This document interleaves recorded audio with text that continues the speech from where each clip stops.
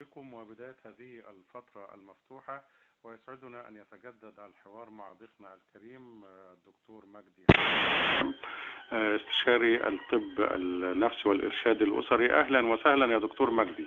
أهلا بحضرتك يا دكتور محمد، أهلا بجميع العاملين بالإذاعة التعليمية ومستمعي الإذاعة التعليمية.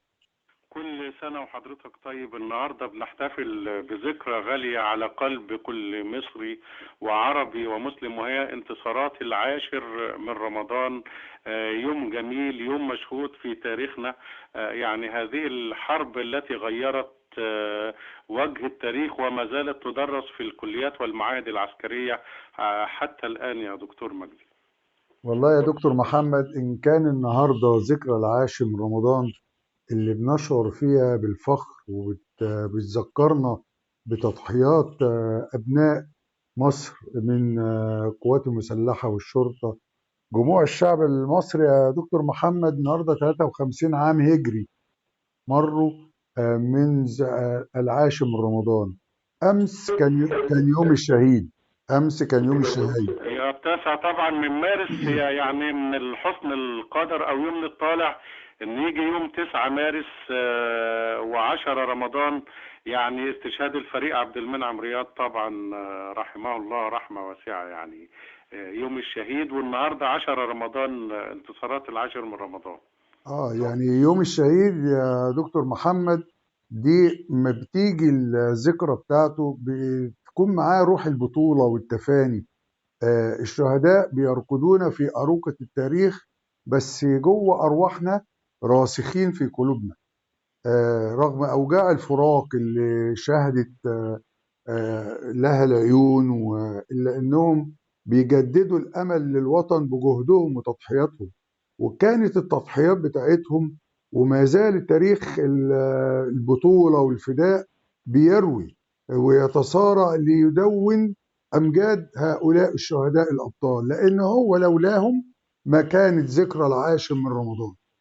والنهارده ذكرى العاشر من رمضان كما تشعرنا بالفخر، وبنجد ان نصر العاشر من رمضان 1973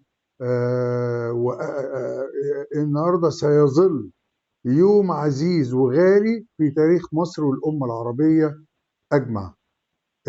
النصر ده فضل المصريين منتظرينه 6 سنوات عشان يستعيدوا أرض سيناء الغالية، وبعد تخطيط محكم وتضحيات هائلة كان نصر العاشر من رمضان نصر غالي، وكان بيكشف عندنا معجزات وبطولات قدمتها القوات المسلحة المصرية عن طيب خاطر لاستعادة سيناء. قد إيه الروح المعنوية كان ليها عامل مباشر في نصر العاشر من رمضان. ما كانش نصر عسكري فقط، ده استردينا الأرض واستردينا العرض واستردينا الكرامة بأسلوب كان ملحمة يشهد عليها التاريخ حتى الآن، وتدرس زي ما حضرتك بتقول في جميع المعاهد والكليات العسكرية في الدول الأوروبية والعربية.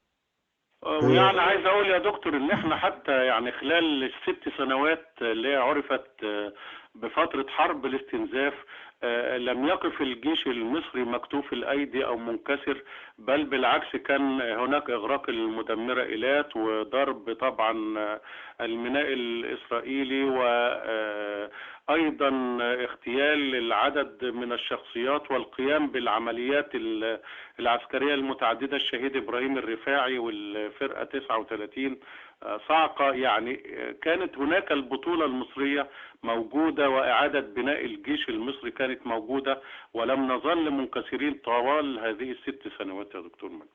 والله حضرتك يعني النهاردة مهما قلنا ومهما أسهبنا في التجربة اللي كانت أكثر مقدرة على تحديد مصير الدولة المصرية واستعادة أرضها، زي ما حضرتك قلت الشهيد إبراهيم عبد التواب بطل معركة كبريت، وفتحي عبد الرازق كان صائد الدبابات، وزكريا كمال بطل الفرقة الأولى، والشهيد إبراهيم رفاعي وغيرهم من الشهداء.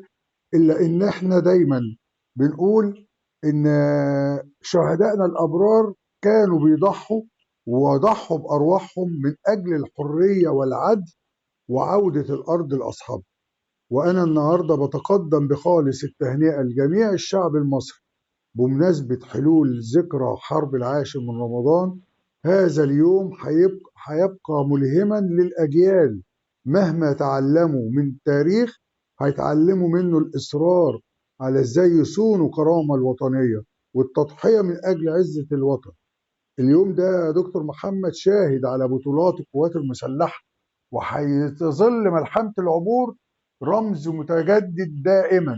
طول ما احنا بنشاهد هذه الرموز في البث المباشر في التلفزيون أو بنسمع في الإذاعة، بنلاقي المصريين بيلهموا بتحدي كل مستحيل.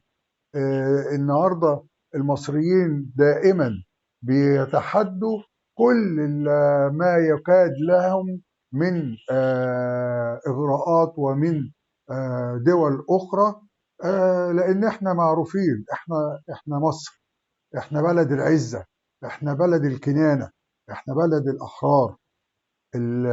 النهارده بنقول دايما مصر ما عبرتش فقط عشان تحرر سيناء، بس النهارده قدرت تخوض امتحان من الامتحانات اللي مرت في التاريخ اكثر صعوبه. حكومه وشعب وجيش وعقليه مصريه قدرت تتحدى مئات المعوقات وبتتغلب على كل هذا ببراعه، عشان تؤكد ان مصر لن تنحني وقادره على عبور بمنتهى التفوق.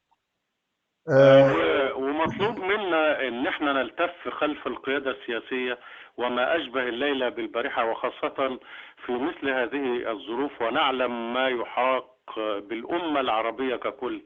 يعني حوالينا الحروب مشتعلة، ما يحدث الآن في سوريا واشتعال الفتنة مرة تانية، وربنا يهدي، وغزة والسودان وليبيا. يعني الوطن العربي من حول كل الأماكن مشتعلة، وربنا يحفظ مصر يا رب. فمحتاجين ان احنا نكون على قلب رجل واحد، ان احنا نرتفع فوق مستوى الخلافات والاختلاف، ان احنا نكون فعلا قلبنا وهمنا الاول والاخير هي مصر، وكيف نحافظ على هذا الوطن الغالي العزيز على قلبنا كلنا مصر. النهارده يا دكتور محمد اما بنصف جيشنا المصري بانه جيش من اعظم جيوش العالم، هذا الوصف لا ياتي من فراغ.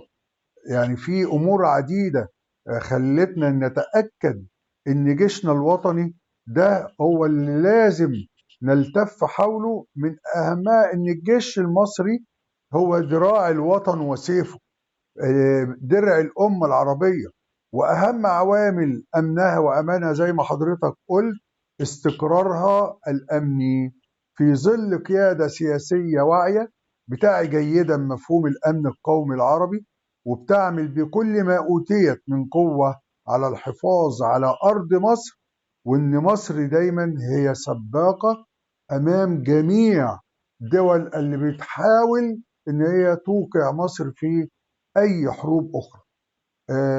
حرب العاشر من رمضان زي ما قلنا دي ملحمة من العطاء والفداء، واللي برز فيها وبنشوفه بسالة وصلابة وقوة وفدائية وإيمان الجند المصري، وكان استعداده للتضحية في سبيل وطنه، لأن دي الروح اللي تجسدت وظهرت بين الشعب وقواته المسلحة. كان كله واقف صف واحد خلف القوات المسلحة. الجيش والشعب كانوا بينسجوا ملحمة جديدة من ملاحم الجيش المصري والشعب المصري، وكانوا كيان واحد. الجيش المصري هو ابني وابنك وأخي وأخوك ووالدي ووالدك، هو من صميم هذا الشعب، من لحمه ومن دمه. ما ضمش أبدا مرتزقة أو مأجورين، إنما طول تاريخ وعبر تاريخ المصري نعتمد على نخبة من خيرة أبناء الشعب المصري اللي تربوا في المدرسة العسكرية المصرية، مدرسة الوطنية، مصنع الرجال الأبطال العظماء اللي بيحملوا أرواحهم على أكفهم وبيقبلوا على الشهادة إقبال غيرهم على الحياة، مؤمنين بالله عز وجل وبهذا الوطن العظيم.